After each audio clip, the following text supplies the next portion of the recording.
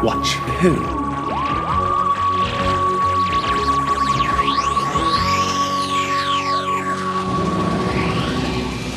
Hello.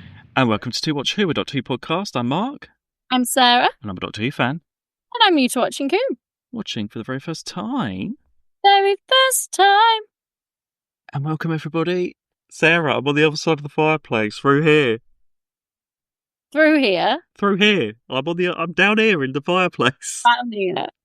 Down here, round here. I'll just get through here, through this wall. Okay, should we do the podcast on through the fireplace then?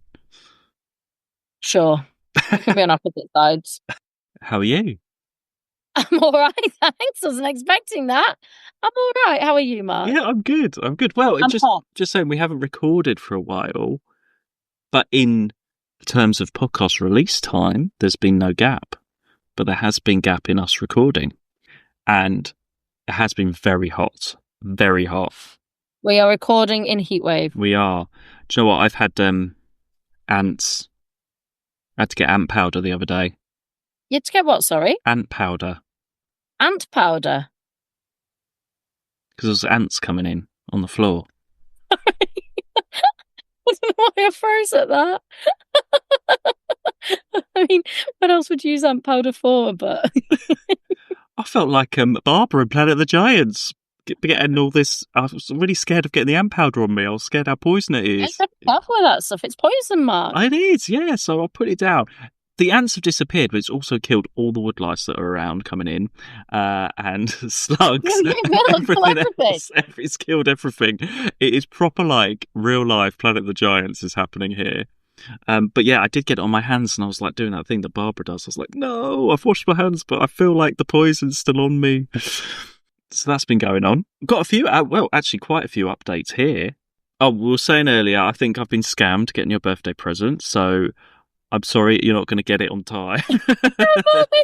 Mark is... and you did check to see if it was a scam, you said, which made me laugh as well. Well, so ages ago, I bought this jumper off like an advert, and then I was like, it hasn't arrived. What's going on? And you told me, go on. Years ago. Trustpilot, and it had like 99% bad reviews, and I'm never going to get that jumper. So, and Mark never did get that jumper. No, I never did. Ever since then, I always go on Trustpilot, usually, before I check, and to see what's going on. Good tip, everybody. Anyway, I didn't this time. I ordered a present ages ago, and it's been ready for shipping for we're coming up to nearly 2 weeks. You'll get a card. I posted you a card, and in the card it says your present's on its way. We'll keep you all updated, everybody, if Sarah does get her present, but at the time you might have to wait a little while.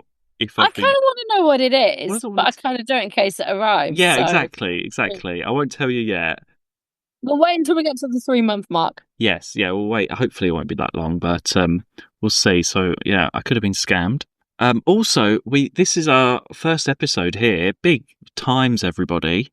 This is the first time ever that my 2 favourite shows have not been in production. Neighbours stopped filming yesterday.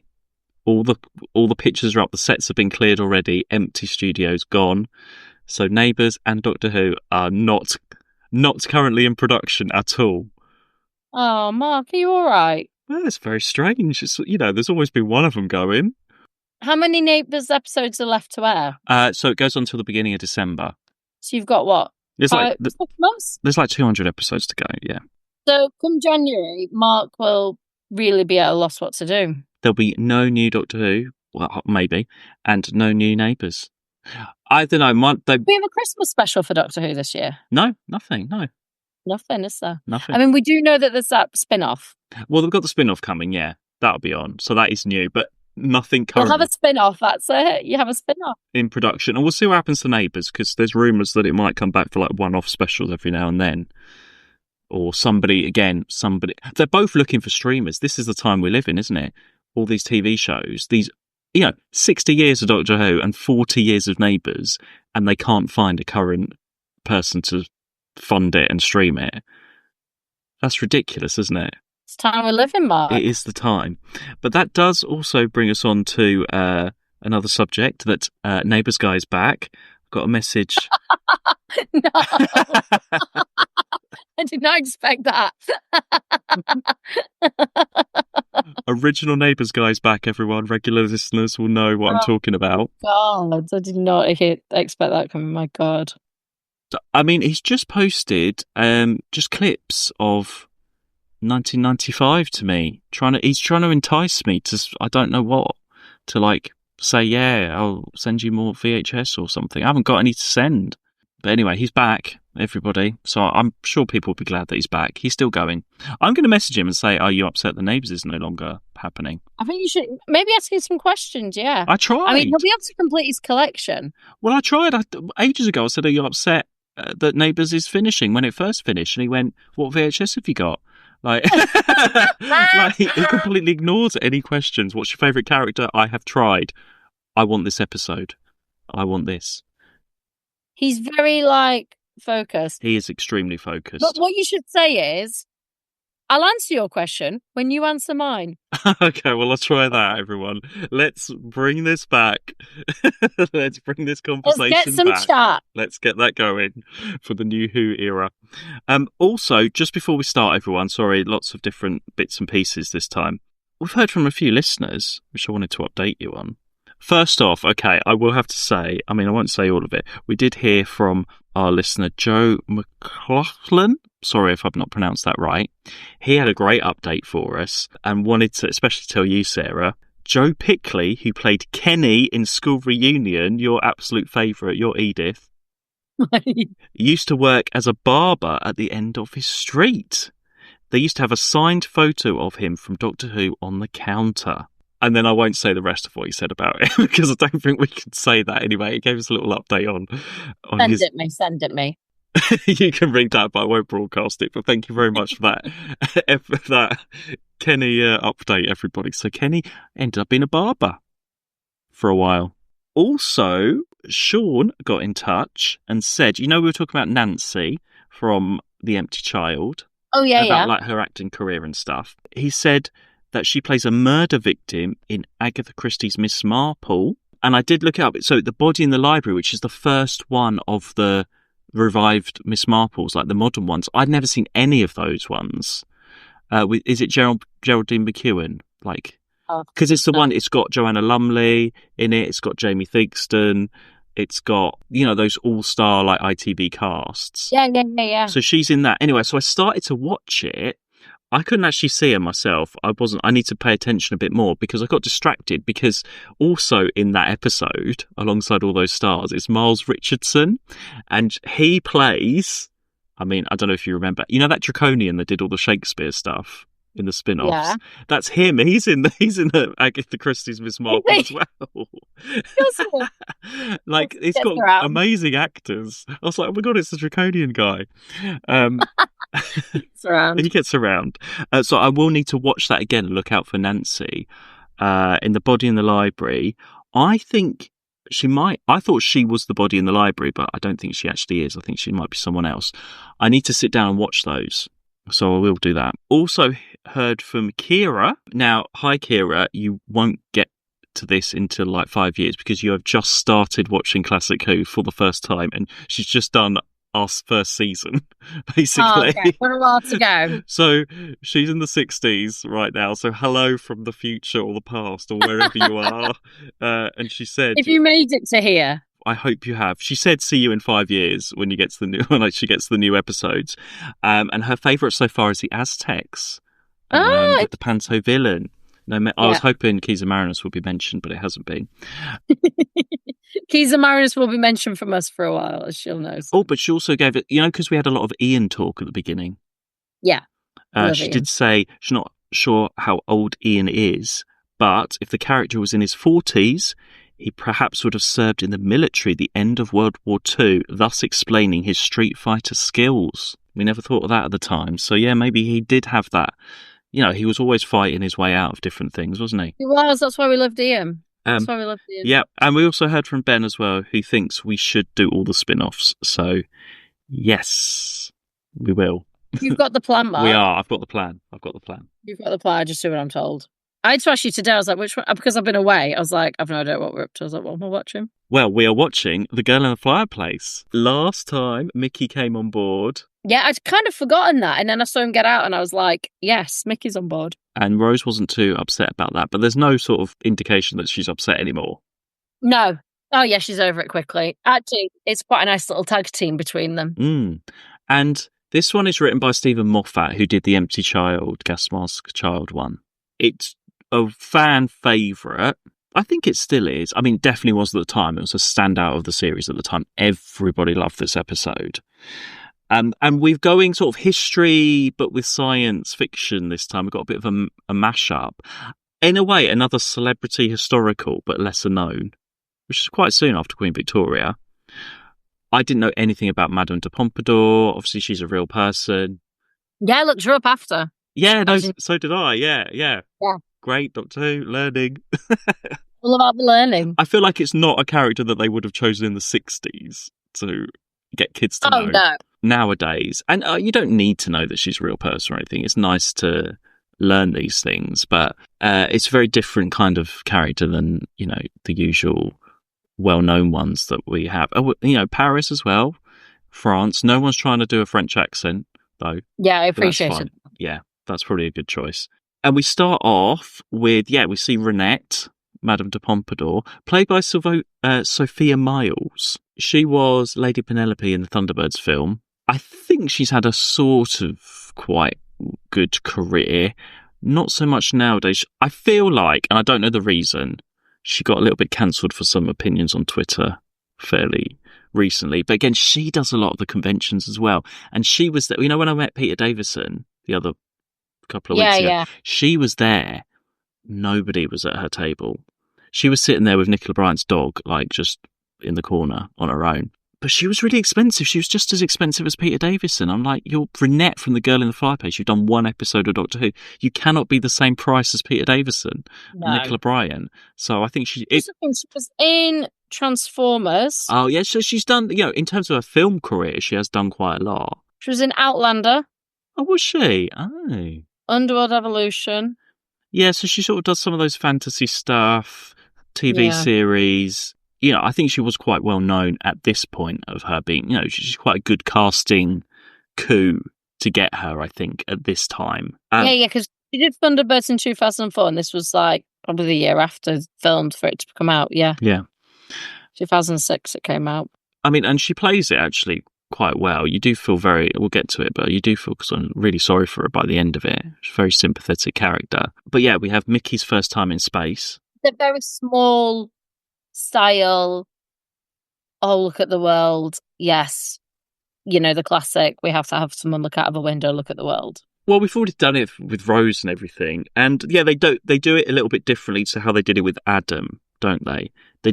You can't really go down that route, because they have done that with Adam about, oh, Rose, you show him the ropes, all that kind of stuff. It's just glossed over, and they just get on with it. And actually, I was thinking Rose and Mickey are sort of sidelined quite a lot here, because it's all about the relationship between the Doctor and Renette, really.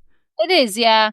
It's not like a wonderful story for Rose and Mickey, but I kind of didn't mind that, because we just had a story where it was about Rose getting jealous. Yeah, and it's interesting that we go to this one, because there's a little bit of that, and it could have gone down that route with the Doctor and Renette. And it didn't, which I was kind of glad about, because I was like, is this all this character's going to be? Is this all we're going to have as, like, whenever we have another woman around, this is all Rose is? And it wasn't. You only have that one quip from Mickey about it, that one line, but it was sort of in a jokey way, and she gets over it. But I wonder if Rose has learnt from the Sarah Jane experience that's how it is, and she doesn't really have anything to worry about. There's a few looks and things from Rose in this, but maybe because she has had that from Sarah Jane, that she knows, well, one, I can't do anything about it, it's out of my control, and two, it is different. If the Sarah Jane thing hadn't have happened, and then she saw Renette and was like, hang on, what's going on?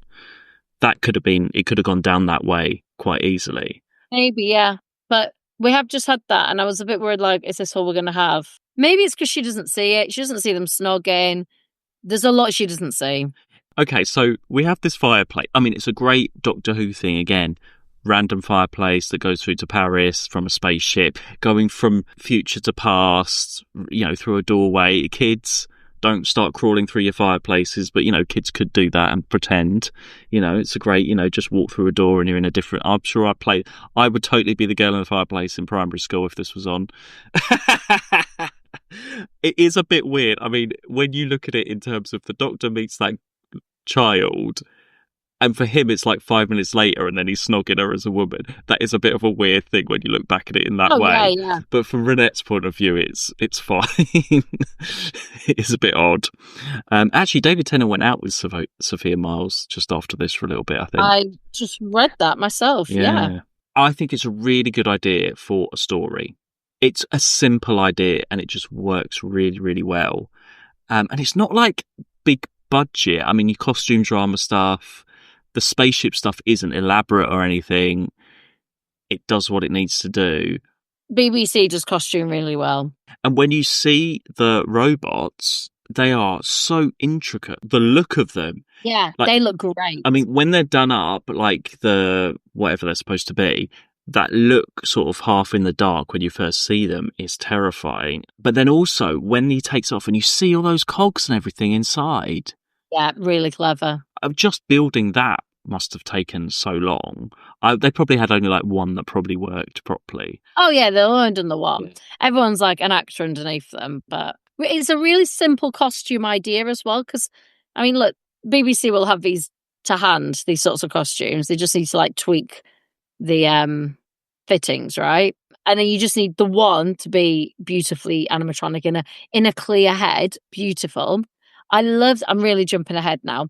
I loved when he pointed out of his finger all the wine coming out. Oh yes, yeah, very good. Just really, it's a really simple idea, the whole masquerade thing, but really effective. And it's like, especially that opening scene when something, that idea of something under your bed. So Stephen Moffat, I mean, he eventually does take over from Russell T Davies, so we get a lot more of that type of thing when he takes over. And he's already repeated. Mark talking about the future. I know. But once you see it, you can't unsee it. He sort of tells the girl in the fireplace over again and again and again in different ways.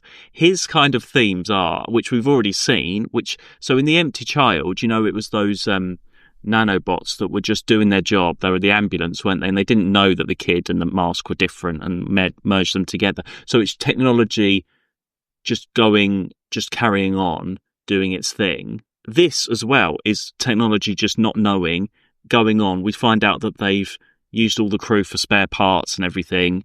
They didn't know. They just programmed. And as the story goes on, that sort of revelation that that's why they're there, to look for Madame de Pompadour, because they think that she's got all the parts to fix the ship. It's just technology not knowing and not having that human instinct and carrying on. So it's the same kind of themes. And also there's the Doctor dances thing comes up, with Renette and the Doctor. I mean, their relationship we have a full Doctor and Rose relationship, but in one episode with the Doctor and Renette very quickly. It's all condensed into one. It's that intense relationship. And she said a line, something like, you need to learn how to dance or something. And she takes them into the bedroom, doesn't she? Oh, maybe I'm just getting scenes mixed up. But anyway, there's the mind thing about the Doctor dancing and stuff. It's all, which we know means sex now. We know that means sex. So again, that's Stephen Moffat bringing those same themes back again. Oh, Doctor. My lonely Doctor. Dance with me. I can't. Dance with me. This is the night you dance with the king. Then first I shall make him jealous. I can't. Doctor. Doctor who? The whole Renette and the Doctor on different time tracks, if you think of it like that, it's very... I've never seen The Time Traveller's Wife, but I think that's what it's supposed to be. Yeah, I just think that. I mean, it is a book as well. I have seen The Time Traveller's Wife. It was a book, and then it's a film, and now it's a TV series, which Stephen Moffat is in charge of. Oh, so, really? Yeah. Interesting. I don't think it did very well, actually. It came out a couple of years ago. Well, I didn't know it was a TV series as well. I think it just completely bombed. That's why no one's heard of it. But yeah, it's that kind of relationship. And yeah, I mean, I'm not sure. The Doctor's... I mean, he's going around snogging Madame de Pompadour. I don't know, it's a bit of a weird sort of character. He's a bit odd in this one, I think. He's a bit, especially you've had all that intense stuff with Sarah Jane the other week, and now he's just back to his old ways. He's a bit, do you know what I mean? Like, he's not very aware of the impact. And actually, it does, poor old Renette, you feel more and more sorry for her as it goes on, because it's not her fault. And okay, let's skip to the end. Let's just talk about Doctor and Renette's relationship, because it's very intense. It's for him, he's just sort of messing around and stuff, and for her, it's a really sad, emotional time. And that ending, I was really sad watching that ending. It is, because you kind of, I think, particularly when he goes back, it is very sudden. You see her leave. Madame de Pompadour! Still want to see those stars? More than anything. Give me 2 minutes. Pack a bag. Am I going somewhere? Go to the window. Pick a star. Any star.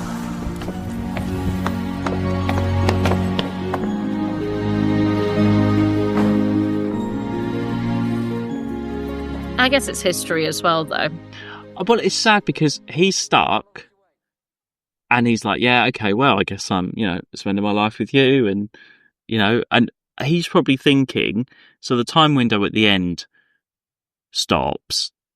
He's probably thinking, right, I've got to wait here for 3,000 years. I'll live my life through, and Rose and Mickey will be there when I get there. Do you see what I mean? Because they're already in the future. So he can live his life for 3,000 years and then just go and meet them, sort of thing. I think he's thinking to do that. And then when she goes to the fireplace, and suddenly he's like, okay, see ya. And she's like, oh, okay. And then he comes back and he's like, choose a star. I'm bringing people. He's always inviting people without thinking about the consequences. And that's so sad, because she goes and looks, and then, yeah, it's really just that whole relationship just in 45 minutes. You feel like you've seen a whole film of these two. No, I get what you mean. It's good. Did you feel... I didn't feel that emotional, I guess, but maybe I'm just tired. Oh, okay. I was literally about to say, did you feel emotional at all? I did. Like, I was like, oh, it is sad, but I didn't feel like I was going to cry. I was like, oh, it's sad she's dead. Don't get me wrong, but... I was like, oh, she's dead. That's sad. But I wasn't as emotional as you were. Okay, well. Sorry, Mark. Okay. Do you know who my favourite character is, though? What? The horse. Oh, the horse. What did he name it? Oh, I can't remember now. But, I mean, they had a horse on set there. I know. It just kept following him around. I kept expecting him to, like, ride in on the horse at one point. Well, the big shot in this, the big expensive special effects, is jumping through the mirror. It looks a little bit... They could probably do better nowadays. Oh, yeah. But I think for the time, that was, like, a really amazing... That is the shot of how are they going to do this? I bet when you wrote that in, they were like, what?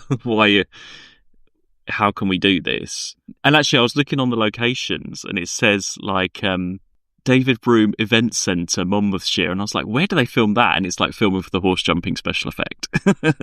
That's the location. Great idea. The Doctor jumping through a mirror on a horse. Very Doctor Who. Right. But I just want to see footage of that horse on set, bringing that horse in. Poor old horse. Having to go on the spaceship. Yeah, I just kept expecting him to just be like walking around on a horse all the time. And actually going from when Madame de Pompadour goes through and she sees actually on the ship as well, that's a good moment. It is, but there's something very... Maybe it's different because she's grown up with this Doctor in her life. I really liked Queen Victoria's reaction more. That felt more real than this reaction. I mean, we're talking to someone of a completely different era, and you walk on and you see this ship, and you're like, and you just sort of go, well, this is his, you sort of take it and believe it. Yeah, I see what you mean, but I think you're right in that she's had the Doctor coming through a fireplace all her life. So I can sort of like forgive it a little bit in like because he's always been there and he's done all these weird things. She's sort of known, So that's why I can sort of forgive it. And she's seen the robots by this point as well, so she knows. And yeah, I can't remember why Rose goes to have a chat to her. Is it because the Doctor's trying to fix something or sort something out? Yeah. But I mean, that's all that Rose does. And it's a shame that we don't have more Mickey and Rose involved in it, but because that relationship is so intense, it's between the Doctor and Madame de Pompadour. They're just sidelined. I mean, they have those moments. Finding the eye and the heart and stuff is cool, but Mickey does absolutely nothing, and we're sort of excited to see how the dynamic would be, but the dynamic at the moment is sidelined. But I was fine with that. I think for me, that was fine, because sometimes it can come on and they can be disruptive. It kind of, actually, for me, it worked quite well. It gave them a bit of a balance of actually, I'll tell you why it worked for me, because it gave Rose something to do to allow the Doctor to have that story. Yeah. Because if she was on her own, she'd be like, well, what are you doing with her? Why are you off? Exactly. Whereas because she's not alone, you can have the Doctor have that sort of story. I mean, this is the first time that Mickey's really been out having that. I thought he did really well. Like, he now has got used to, this is his first, proper in danger, in space, not on your planet moment. So I think, moving forward, it'll be interesting how that develops and how they'll become more involved. For me, that was exactly the kind of story I kind of did want for them, where it's not it wasn't like an Adam story. Well, no, yeah, because I think if this was like a classic episode or something, the first one is usually Mickey would wander off and get into trouble, and they'd have to save him because he didn't know what was going on. That would have been a bit rubbish, because actually Mickey has been doing stuff and I quite liked that they didn't listen and go off and try and learn things, and they were together doing it, and Rose sort of accepted that Mickey was there. There was, I don't know, there was sort of a harmony to that I quite liked. It made me feel settled, and there's this trio out there doing it, and there'll be points, where other people can be the lead and there's someone with them. I very much look forward to it. I think the pacing was really good in this as well. Yeah. It never really slowed down. It was always something new, something going on. And when you got that revelation about why the robots are there and everything. Oh, and especially at the end as well, because that's the name of the spaceship. They leave it right to the end. And the TARDIS was there in front of the painting of her all the time, so they could have worked it out. But because it was called that, that's why they went back. That is a brilliant idea. The TARDIS scene at the end, no green lighting, just saying. There's no green lighting in the TARDIS, because all the green lighting is actually on the Madame de Pompadour spaceship half the time. They couldn't have had both green lit. They moved the lights over. They've moved the lights over for this one. That's why. And then they've gone, hey, this looks all right. Yeah, just saying, the TARDIS looks so much better without the green lighting in it. Oh, just in terms of actual other locations, it's Tredegar House again for Renette's place. And actually the ballroom is in Warwickshire. I don't know why they went all that far for that, but again, yeah, they're always at Tredegar House. Tredegar House is getting all of the location money this season. They are paying every week. They are renting that place out for everything. Yeah, I suppose, yeah, Renette could have been more emotional, but I think I think it's well acted, actually, because it's that royal sort of holding back emotion. I'm surprised she hasn't done a Big Finish audio series of, Madame de Pompadour in space or whatever, and he comes back for her or something. She's never come back and done any other Doctor Who stuff, but she's still doing conventions off of it. So, well, yeah, you're gonna make the money. She ain't doing much else. Yeah, I mean, actually, I don't really have much else to say. Again, because it's a really good episode. I was a little bit is it another historical, like you say, so soon after the other? They can sometimes, for me, be a little bit. I'm thinking, though, I'm still in classical thing. So I'm still getting used to the newer ones. Right, yeah, it's not so Shakespearean, yeah. Yeah. So I'm still getting used to that. So initially my feeling was, historical. But I did really enjoy it. Like I said, I got to learn about a new person in history. That's always fun. And actually, there's not many. We don't, they have the robots who don't really say much. Rose, Doctor, Mickey, and Renette. And a horse is our supporting character. And the king, who doesn't really do very much. They could have had him a bit more involved or interfered. It's really, it could almost be you could write this, I think, if you could easily take the Mickey and Rose stuff out, and it could be a two-hander between the Doctor and Renette, and it's just him popping in and out of her life And you could do a whole story like that, and that could be like a good stage play or something. You could have that as a two-hander, half an hour, as a really interesting like Doctor Who story done that way. It would work just as well. And you get a few little hints of the Doctor's character, which is nice, just in terms of when Renette reads his mind and everything. That's nice. That adds to like the myth of the Doctor, which we haven't really had. You know, we haven't had any other Time War stuff recently this series yet, have we? Did we have, pardon my ignorance here, did we have a Torchwood reference here? No, I don't think so. There's no Torchwood reference in this one. There's nothing else. Think so. No. I think we've had pretty much all the time so far, haven't we, Yeah, this is the one that doesn't. We haven't. But yeah, we haven't had any other Time War stuff, anything like that. So it's nice just to add a little bit more, because I think the Doctor is he's a bit more silly in this one. I didn't like being pretended to be drunk and stuff from the party. I don't think that's funny. I don't like it when David Tennant does all of that stuff. I just don't like it. I don't think it's funny at all. That's funny. I thought it was funny. I imagined him coming back from the party. For me, I feel that's when the Doctor comes and is like disarming situations. That's when the Doctor comes and is like, and that's how the Doctor outwits this Doctor outwits his.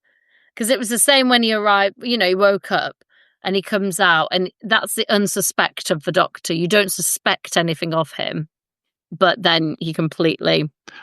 I think that's a very Stephen Moffat way to write. And I think these are the Stephen Moffat ones are the ones that Russell T Davies has the least input. I think a lot of last series, I don't know if we talked about this or not, Russell T Davies, although it's different names on it, Russell T Davies does the final draft and types it up and adds and edits and does all of it.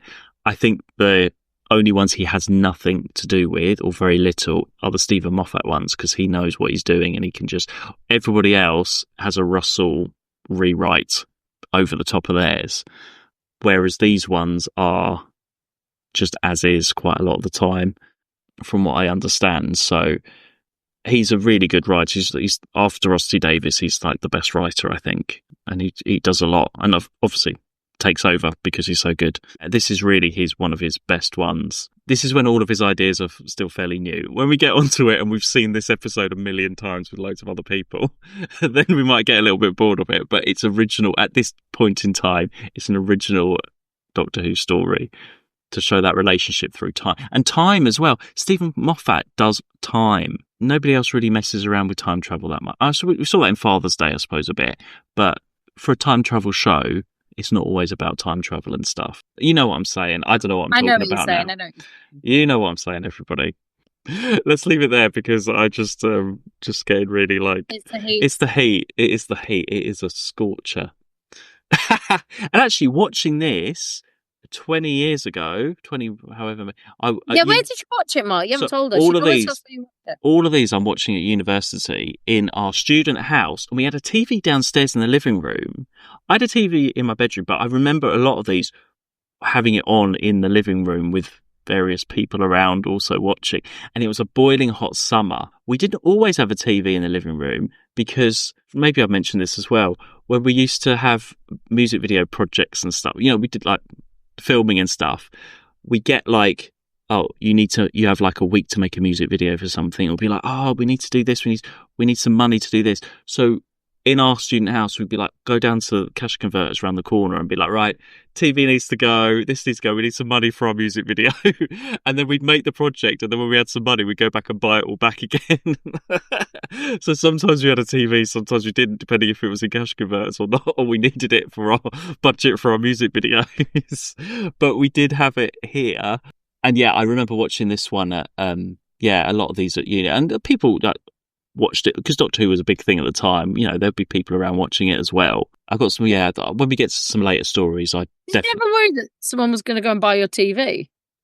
Well, it was just a TV from cash converters. It would get, you know, they had plenty of TVs. It didn't matter.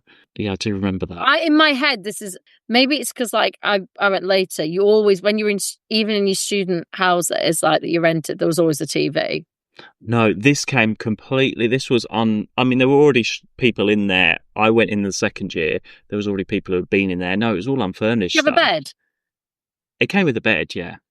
With beds, furniture in your room. It came with a bed, wardrobe, chest of drawers. That was it. And then you had your kitchen stuff, and it had a very shit TV. No, so we didn't have a TV. Nothing in the living room. There wasn't. I think somebody else. Sofas. I think somebody else had bought the sofas. Oh no, we had sofas, and we got the TV whenever we needed it. That was it. Because I remember when I first moved in that September, it was all very odd. Someone had already been living there the year before, so they were staying, and then there was a few of us new. And that first time I moved in, the girl that was already there, her boyfriend was in a band or something, and he was playing in London, and the after party was at our house, so a coach load of people came back to the house.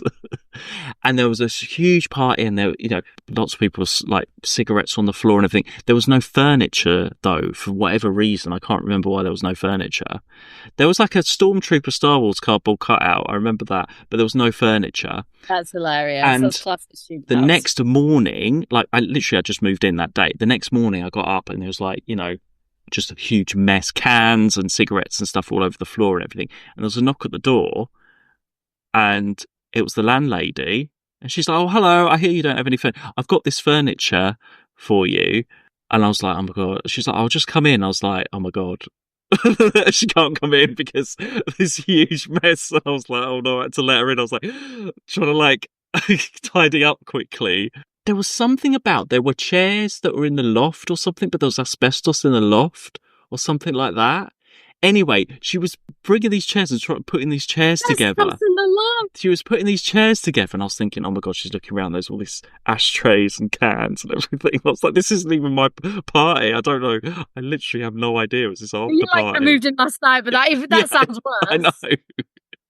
I know. I mean, I was sat at a party. That's the only time I ever saw the landlady, because I think it was all booked through like the university anyway, so it's not like we like dealt with her or anything. But nobody else was around. It was just this huge mess. But anyway, that's when we got the TV and started watching series 2 of Doctor Who.